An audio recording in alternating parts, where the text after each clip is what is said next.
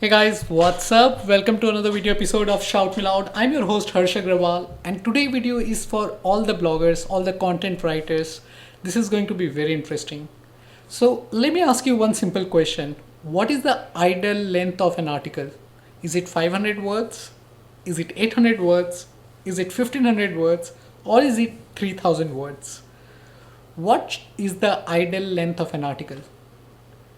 Now, you might have guessed one of these numbers, one of these options, and let me tell you, all these options are wrong.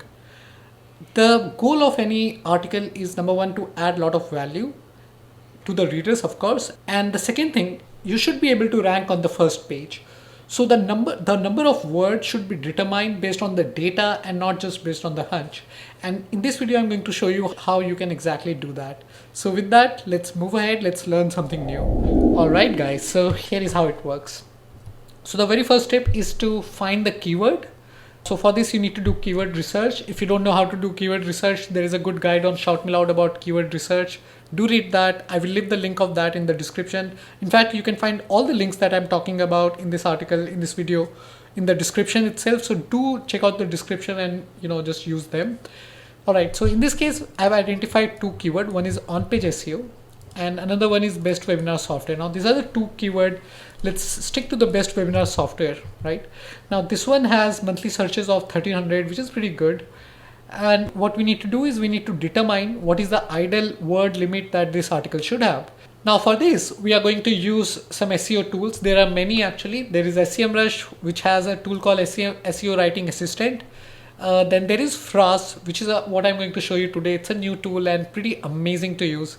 So how this works is this tool actually scans the top 10 or top 20 results for your query. And then based on that crawling, they actually check the number of words that are used on those top 10 results. And based on that, they suggest like your ideal word limit should be that much. And this is how you actually determine the ideal word limit. So let me show you how it works. So if you have not signed up, go ahead, sign up for Phrase. They have a free plan, which is a good way to get started. And then go to documents, click on new document. So you have two options. You can actually use content brief. If you already have an article written, you can use content optimization. I would show you both of them today. So, but first let's stick to content brief. Let's select content brief, click on next. Select your region. So let's say I select US and then enter the search query and then click on create document. Now it would take sweet 30 seconds to 1 minute to generate a report. So let's wait for that. And as you can see what it's doing, it actually pulled up the 10-15 results from the search engine and it's scanning them and to generate a report for you. And it does a lot more than just suggesting the word limit, which is something which I really liked about Phrase. And I'll show you that in one quick minute. All right. So here is the report. All right.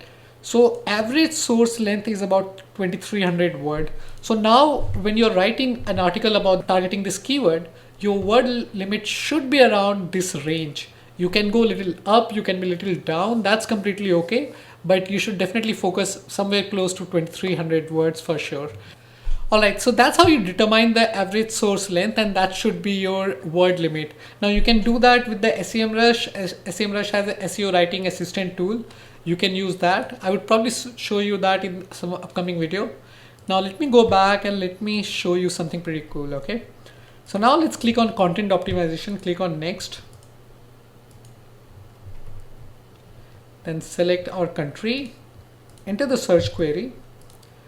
Now I already have an article about this, so let me just copy this link. All right, so let's just copy the link here and then click on create document.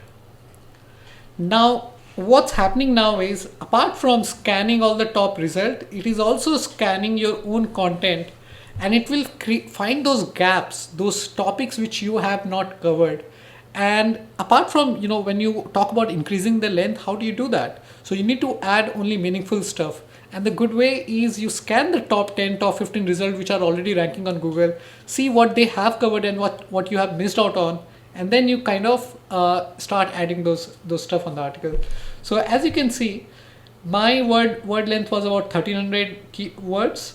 The average word count was 2300. Now I need to increase this article by 1000 words to be able to, compete with this top 10, at least based on this data.